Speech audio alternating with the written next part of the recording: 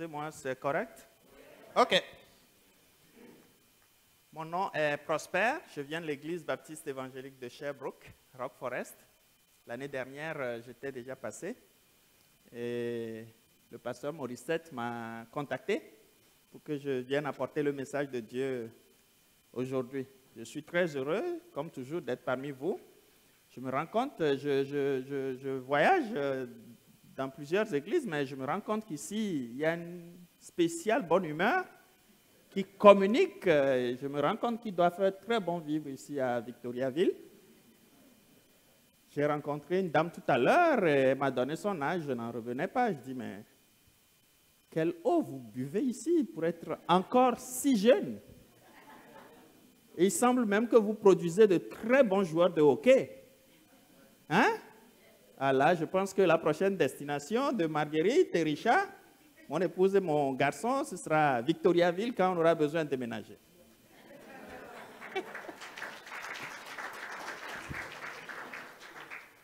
Je suis vraiment heureux d'être parmi vous.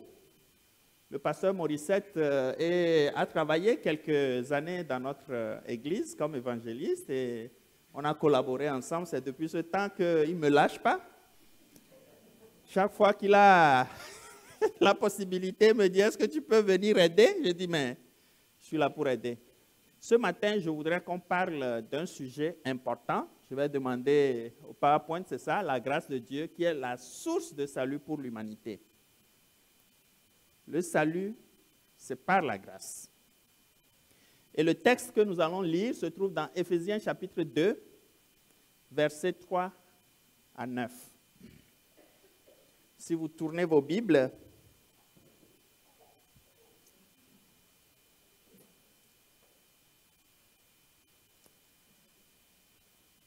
Éphésiens chapitre 2, versets 3 à 9. Nous tous aussi, nous étions de leur nombre et nous vivions autrefois selon les convoitises de notre chair, accomplissant les volontés de la chair et de nos pensées. Et nous étions par nature des enfants de colère comme les autres. Mais Dieu qui est riche en miséricorde, à cause du grand amour dont il nous a aimés, nous qui étions morts par nos offenses, à cause du grand amour dont il nous a aimés, nous qui étions morts par nos offenses, nous a rendus à la vie avec Christ. C'est par la grâce que vous êtes sauvés. Il nous a ressuscités ensemble et nous a fait asseoir ensemble dans les lieux célestes en Jésus-Christ, afin de montrer dans les siècles à venir l'infinie richesse de sa grâce par sa bonté envers nous en Jésus-Christ. C'est par la grâce que vous êtes sauvés, par le moyen de la foi, et cela ne vient pas de vous, c'est le don de Dieu. Ce n'est point par les œuvres afin que personne ne se glorifie. Si nous sommes rassemblés ici ce matin, si nous connaissons le Seigneur aujourd'hui, ce n'est pas parce que nous sommes justes, c'est parce que le Seigneur nous a tendu la main. Et nous avons accepté cette main tendue. Cette année 2017, c'est l'année du 500e anniversaire de la Réforme. La Réforme, c'est Martin Luther, un moine allemand, qui, en parcourant l'épître aux Romains et les lettres de Paul, s'est rendu compte que Dieu nous offre son salut par la grâce, alors que ce n'était pas l'enseignement officiel de l'Église à l'époque. L'Église demandait aux gens de faire des œuvres pour être sauvés, ou parfois on demandait aux gens de donner de l'argent pour être sauvés. Mais quand Martin Luther s'est rendu compte de ça, il dit, ah non, nous passons à côté. Et c'est ce qui a lancé le grand mouvement de la Réforme. Son objectif, ce n'était pas de se détacher de l'Église, si vous lisez un peu d'histoire, mais son objectif, c'était de ramener l'Église sur la bonne voie. Mais bon, avec les persécutions, ça a donné ce que ça a donné. Et aujourd'hui, nous avons un grand courant de la chrétienté qui professe le salut par la grâce, comme le Seigneur l'a dit. C'est en lisant effectivement les épîtres de Paul que Martin Luther est arrivé à cette conclusion qu'on ne peut pas continuer par demander aux gens de payer pour leur salut. Il a donc écrit les 95 thèses, les fameuses thèses, dans lesquelles il expliquait point par point ce qui était la volonté de Dieu. L'apôtre Paul nous a fait parvenir ces textes, ces épîtres. L'épître aux Romains est l'un des les plus importants qui a été à la base de la réforme. Les idées qu'il a développées démontrent que nous ne sommes pas capables en tant qu'êtres humains de nous sauver nous-mêmes. Nous ne sommes pas capables en tant qu'êtres humains de parvenir au salut. Et le Seigneur, Dieu lui-même, avant la venue de Jésus, a tout fait pour nous montrer ses lois, pour que nous puissions respecter ses lois. Mais chaque fois, l'être humain n'a pas été capable. D'abord, dans le jardin d'Éden, Dieu a donné des règles, parce que c'est les règles qui nous permettent de vivre ensemble. Mais on n'a pas été capable. Je dis on parce que c'est le genre humain. On peut dire non, c'est Adam et Ève. Si moi j'étais là, je pouvais faire mieux. C'est possible. Mais la démonstration est faite que l'être humain n'est pas capable de se sauver lui-même. L'apôtre Paul, historiquement, était un juif très zélé. On peut reprocher beaucoup de choses à Paul, mais on ne peut pas lui reprocher son zèle. Avant d'être chrétien, il était zélé dans la persécution des chrétiens. Et sur le chemin de Damas, où il allait chercher encore d'autres chrétiens pour les mettre en prison, il a fait une rencontre extraordinaire qui lui a permis de comprendre qu'il faut maintenant mettre son zèle au service de la parole de Dieu. Et c'est ce qu'il a fait. Et vous comprenez très bien que ses partisans, ses amis n'étaient pas d'accord avec son choix. Et il a été aussi persécuté, ce qui l'a amené à quitter Jérusalem, à aller plus loin et apporter la parole de Dieu. L'apôtre Paul a beaucoup travaillé pour que l'évangile soit répandu, parce que c'était l'ordre du Seigneur, aller faire de toutes les nations des disciples. Il a été parmi ceux qui ont compris, même si c'est à la suite des persécutions. Tout ceci pour en venir à la grâce. Qu'est-ce que la grâce de Dieu? On parle de la grâce lorsque Dieu accorde à l'être humain une faveur imméritée. Je ne mérite pas, mais Dieu me donne quelque chose.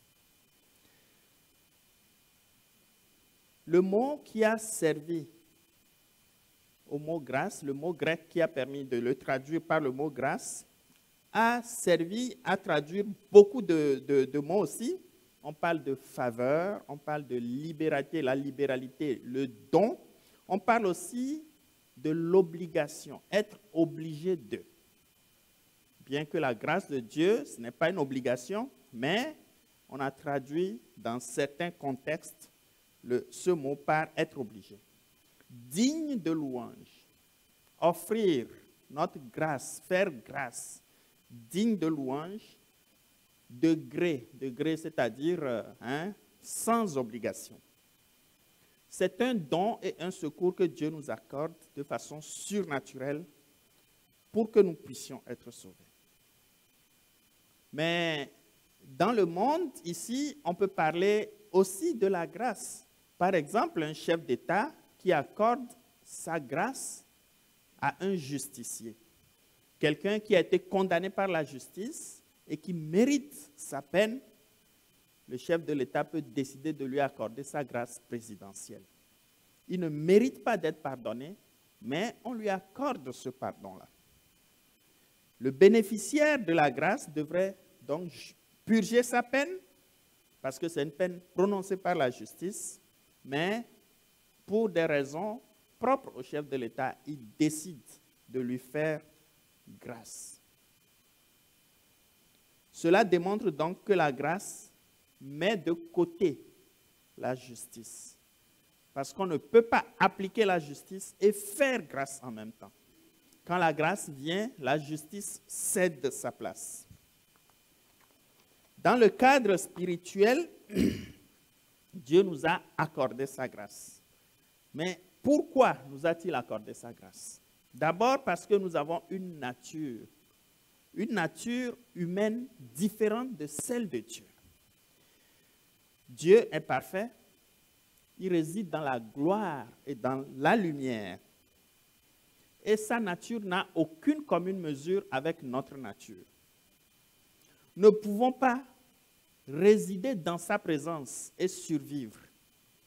Au travers des Écritures, nous avons vu plusieurs personnes ont voulu voir Dieu, notamment Moïse. Il a entendu Dieu lui parler, mais Moïse était curieux, il voulait le voir.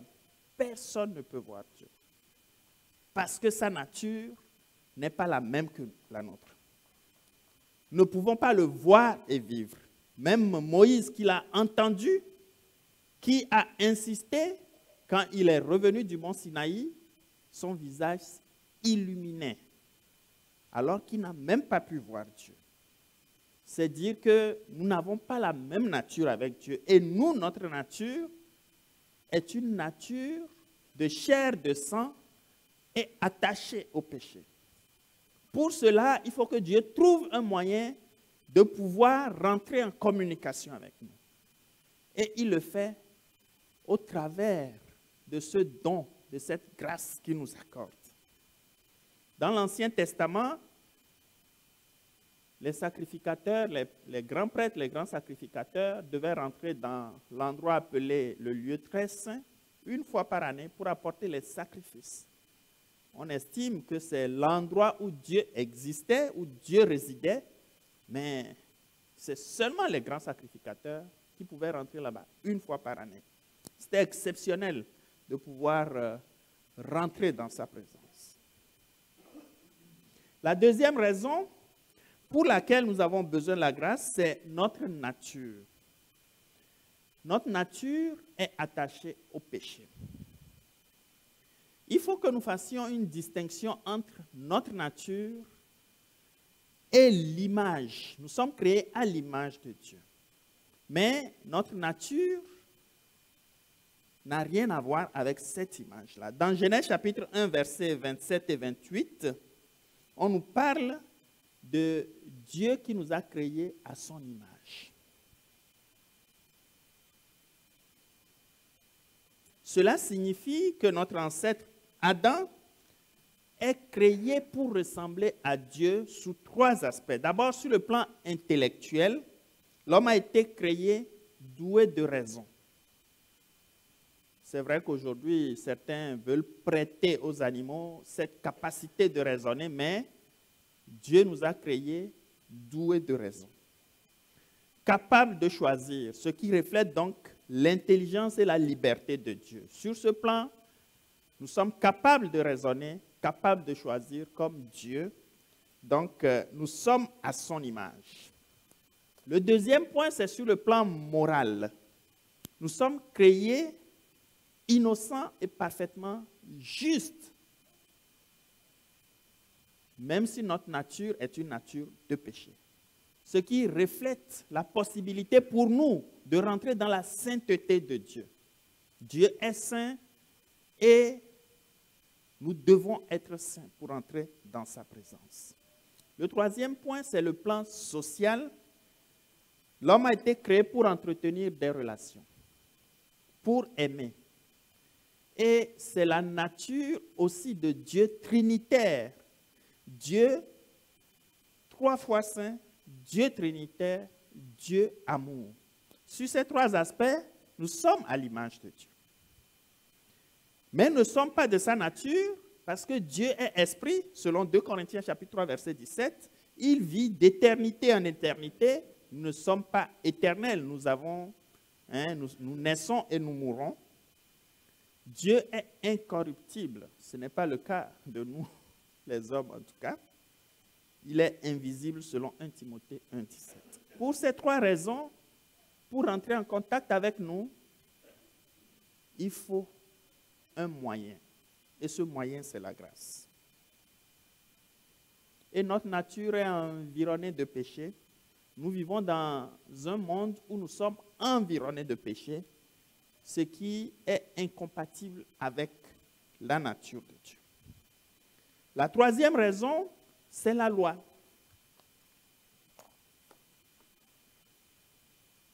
Nous savons que pour vivre ensemble, il faut qu'il y ait des règles. Ces règles constituent la loi. Notre Dieu créateur qui est saint et qui veut que nous vivions dans sa présence doit mettre des règles. Ces règles sont appelées les commandements. Mais le problème avec les lois, c'est que les lois mettent en évidence les infractions. Quand il y a la loi, quand tu enfreins la loi, tu es en infraction.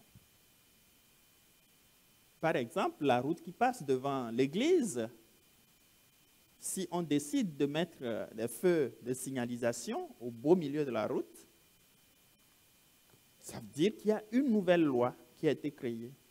Quand tu viens que le feu est rouge, tu ne peux pas passer. Si tu passes, la police va te donner une contravention. Mais avant de mettre ce feu, tu pouvais passer sans t'arrêter. Les panneaux arrêt obligatoire, quand tu arrives, tu dois t'arrêter. La loi est aussi basique que celle-là. C'est parce qu'il y a une loi qui peut avoir une contravention, qui peut avoir une infraction. Pour vivre ensemble, il faut des lois. S'il n'y a pas de loi, ce sera l'anarchie. S'il faut que tout le monde arrive au carrefour et qu'il fasse ce qu'il veut, je pense que personne ne pourra passer. Tous ceux qui sont en retard pour aller à l'église, ils ne voudront pas faire l'arrêt obligatoire, ils ne voudront pas s'arrêter. Et puis, finalement, on se rendra compte qu'on ne peut pas avancer. C'est pour ça qu'il y a la loi. Mais la loi donne sa force au péché aussi. Parce que Dieu a mis des lois pour que nous puissions vivre ensemble entre nous et vivre avec lui. Ça permet au péché de remonter à la surface. Dans ce cas de notre relation avec Dieu, dans le cas de notre relation avec Dieu, Dieu dit dans Romains chapitre 3, verset 23, que nous avons tous péché. Tous ont péché et sont privés de la gloire de Dieu. Tout simplement parce que Dieu est saint et il ne peut pas résider avec nous si nous sommes environnés de péché. Au moment où Dieu a vécu avec le peuple d'Israël, des lois existaient pour permettre au peuple de pouvoir vivre d'abord en harmonie entre eux, mais aussi avec Dieu. Dieu leur a démontré sa présence de plusieurs manières. D'abord, la traversée de la mer Rouge. Quand ils étaient dans le désert, ils avaient rencontré des peuples où il fallait combattre. Dieu leur a démontré sa présence. Ils avaient faim, Dieu leur a donné à manger. Ils avaient soif, Dieu leur a donné de quoi boire de façon extraordinaire. Et Dieu leur demandait tout simplement de vivre selon les règles, mais ils n'étaient pas capables. À un moment donné, on se pose la question, mais comment peuvent-ils voir la main puissante de Dieu ne pas être en mesure de respecter ses lois? Nous sommes exactement comme ce peuple. Nous sommes exactement comme ça. Nous ne sommes pas capables de respecter les règles que Dieu a établies. À un moment donné, au temps de Noé, Dieu a décidé de détruire la terre. Mais par sa grâce, il a préservé Noé et sa famille. Il nous arrive nous-mêmes, pécheurs, de nous rendre compte que certains des agissements de nos voisins, certains des agissements de nos enfants nous agacent. Ils ne peuvent pas respecter la loi, ils ne peuvent pas respecter le minimum. Mais nous sommes exactement comme ça. Moïse parlait avec Dieu, il recevait les instructions, il instruisait le peuple. Mais le peuple n'était pas capable de suivre les règles.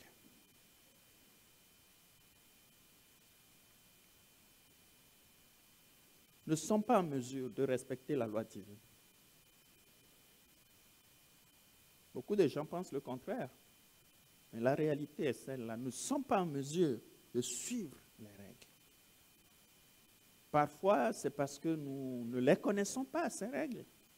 Mais la plupart du temps, nous ne sommes pas en mesure de les respecter. La Bible dit dans Psaume 14, 3, « Il n'y a aucun qui exerce la bonté. Il n'y a pas un seul. Il n'y a personne de juste. » C'est la parole de Dieu. Ça veut dire que nous sommes coupables. Que ce soit consciemment ou inconsciemment, nous sommes coupables. Si nous sommes coupables, c'est que nous méritons de subir la justice de Dieu. Et c'est la perdition, nous sommes perdus. Dieu nous a créés à son image, mais nous sommes perdus. Mais Dieu veut rentrer en contact, en communication avec nous. Le seul moyen pour lui de le faire, après avoir essayé tout avec le peuple d'Israël, un petit échantillon qui n'a pas pu respecter, maintenant, s'il prend tout le monde, je suis certain que si le peuple d'Israël n'a pas réussi, nous ne sommes pas capables non plus. Entre l'apparition du dernier prophète de l'Ancien Testament et la naissance de Jésus, il y a eu une période de 400 ans où Dieu a cessé de parler à son peuple. Je suis certain que pendant cette période, s'il y avait un autre moyen pour sauver l'humanité, le Seigneur l'aurait utilisé. Mais le seul moyen pour sauver l'humanité, c'était d'utiliser Jésus. Ce qui nous amène à notre troisième point, qui est la manifestation ultime de la grâce de Dieu, qui est représentée par la croix.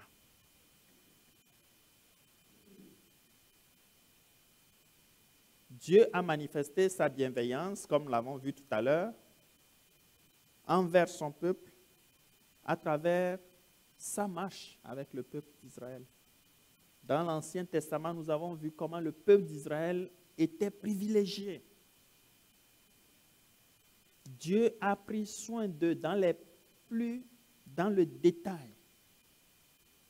Même la nourriture, Dieu pourvoyait. Caïn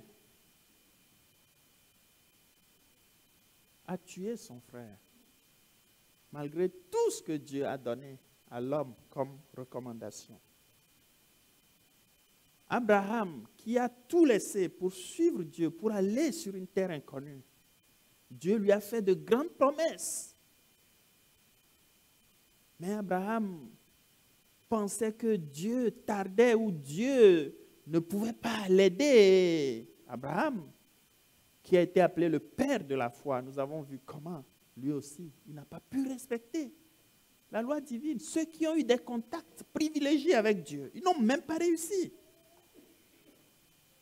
Dieu a manifesté dans l'Ancien Testament sa grâce à plusieurs personnes. L'autre qui a été sauvé.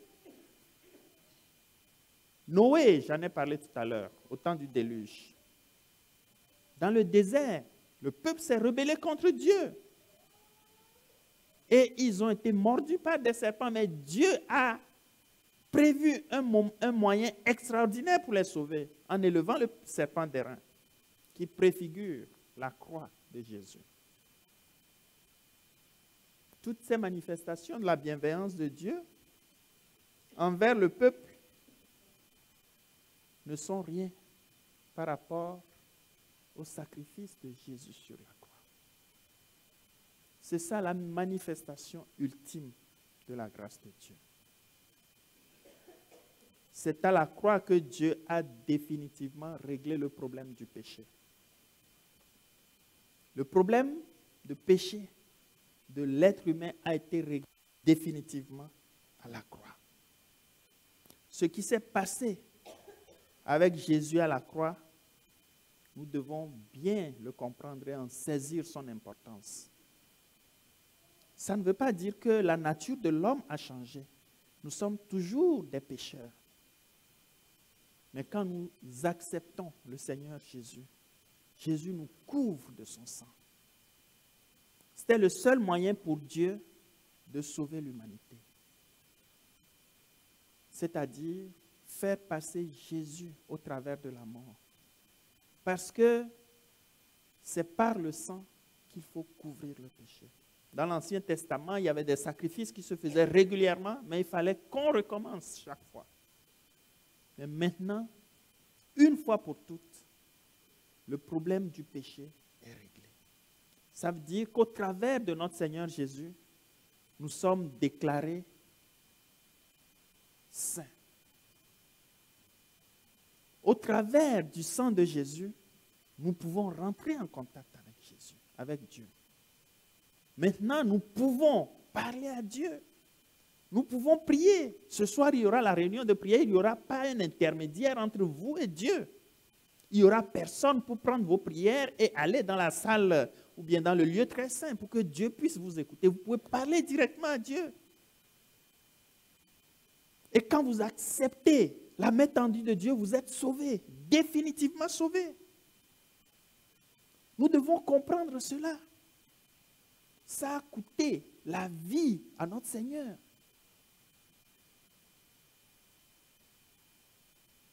Ça a coûté. Ça a été une grande catastrophe pour Dieu de laisser son Fils venir sur terre. Souvent, nous ne comprenons pas que Dieu ou Jésus est venu sur la terre. Nous ne comprenons pas ce que ça a coûté. Il y a beaucoup de gens aujourd'hui qui œuvrent dans la défense des animaux. Beaucoup de gens s'investissent dans les associations qui veulent sauver les espèces qui sont en train d'être menacées. Mais demandez à toutes ces personnes de devenir comme ces animaux ou de changer de nature humaine pour devenir, par exemple, un chien pour pouvoir aider les chiens à trouver un moyen de se sauver eux-mêmes. Personne n'accepterait le faire. Ils préfèrent rester humains. Mais Dieu a accepté de changer sa nature pour venir vivre avec nous. C'est un sacrifice inimaginable. Inimaginable. Le fait même de changer de nature et de devenir dans la nature humaine, c'est quelque chose d'inimaginable. Dieu saint, Dieu de gloire, qui devient humain. Et en plus, les humains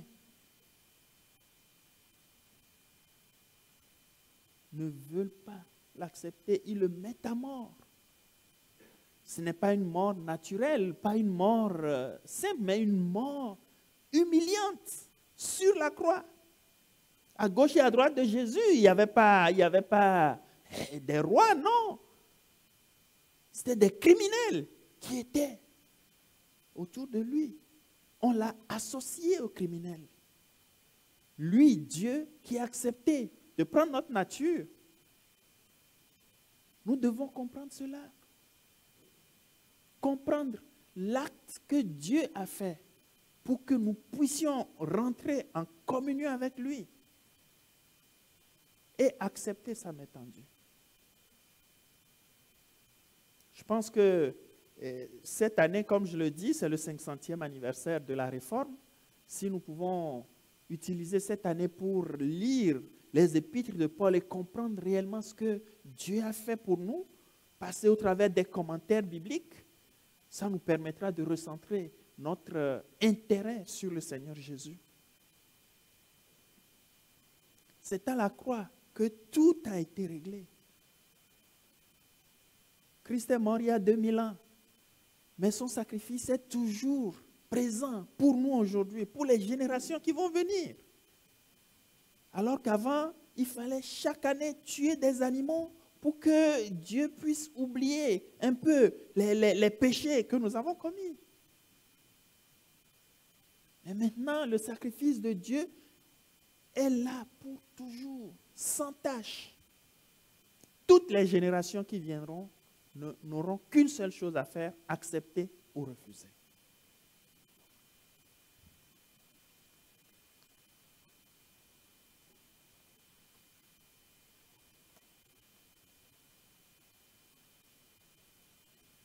Pourquoi Dieu a fait tout cela? Vous le comprenez si bien. Dieu a tant aimé le monde. C'est l'amour que Dieu a pour nous qui l'a amené à faire cela.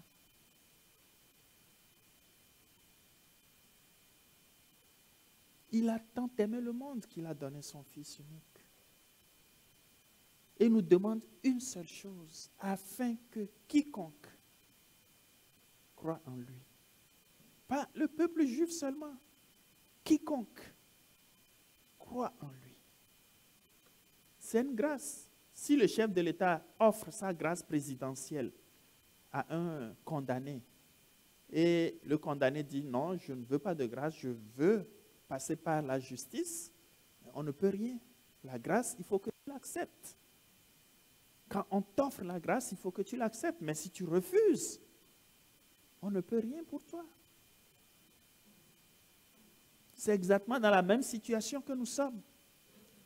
En tant qu'être humain, Dieu nous offre sa grâce. Mais nous devons l'accepter au moyen de la foi. C'est-à-dire croire en Dieu. Croire que Jésus est mort sur la croix pour mes péchés. Pas pour les péchés de mon voisin. Pas pour les péchés de mes parents. Pas pour les péchés d'Adam et Ève, non. Mais pour mes péchés. On n'est pas dans le moment où il faut spéculer, est-ce que j'ai vraiment péché, j'ai pas... Non. Tous ont péché, comme le dit la Bible. Il faut que j'accepte. Si j'accepte que oui, Jésus est mort pour mes péchés, Dieu dit que tu es sauvé. Acte 16, 31 le dit, crois au Seigneur Jésus et tu seras sauvé. On ne dit pas, fais les bonnes œuvres et tu seras sauvé. C'est vrai, quand tu es sauvé, quand tu comprends vraiment l'amour de Dieu, tu es animé à faire de bonnes œuvres. Mais les bonnes œuvres ne viennent pas avant ton salut.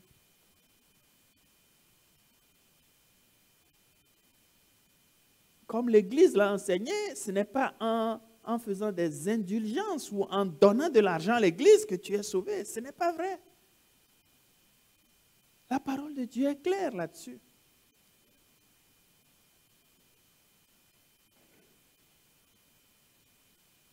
Aujourd'hui, Dieu nous tend la main. À la croix, Jésus a réglé le problème du péché définitivement et pour toujours. Parce que 2 Corinthiens chapitre 5 verset 21 le dit, celui qui n'a connu, en effet, celui qui n'a pas connu le péché, il a fait devenir péché pour nous, afin qu'en lui nous devenions justice de Dieu. Pas parce que nous sommes justes, mais nous devenons justice en Jésus. Le Seigneur Jésus nous donne un habit que nous portons. Et au travers de cet habit que nous portons, le Seigneur ne voit plus nos péchés, il ne voit plus nos fautes. Il nous voit comme justice de Dieu. Même aujourd'hui, Dieu, il écoute toujours le Seigneur qui est notre avocat. Même quand nous tombons, quand Dieu est déçu de nous, le Seigneur Jésus est là pour nous défendre. Même les plus grands criminels, ils ont des avocats qui vont essayer de tout faire pour que les gens puissent avoir, pour qu'on comprenne pourquoi le criminel a commis ses actes. Aujourd'hui, le Seigneur joue ce rôle auprès de Dieu pour nous. Pourquoi? Parce que nous avons accepté sa main tendue. Mais si nous n'avons pas accepté sa main tendue, il ne peut rien pour nous.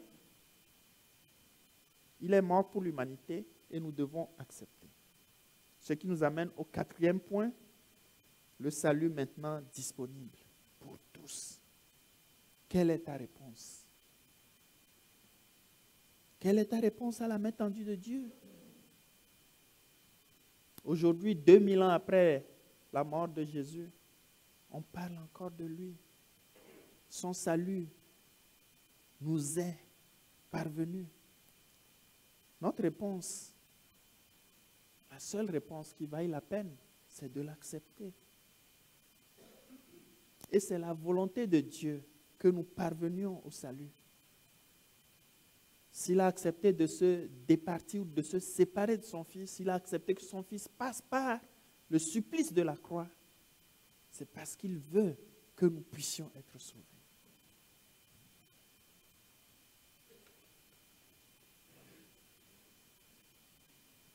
Pendant ce temps, notre Dieu de gloire attend. Il attend ta réponse. Pendant ce temps, il a quitté son trône de gloire et de lumière et il est sur son trône de grâce. Il attend ta réponse. Il tarde à venir parce que tu n'as pas encore donné ta réponse. Il te donne le temps de réfléchir et de donner ta réponse. Veux-tu accepter la main tendue de Dieu? En tout cas, Acte 4, 12 nous dit, « Il n'y a de salut en aucun autre, car il n'y a sous le ciel aucun autre nom qui ait été donné parmi les hommes par lequel nous devions être sauvés. » Il n'y a de salut ailleurs que dans le nom de Jésus. Ton silence est aussi une réponse, mais je t'invite à attendre, à accepter la main tendue. Je vous remercie. Merci beaucoup.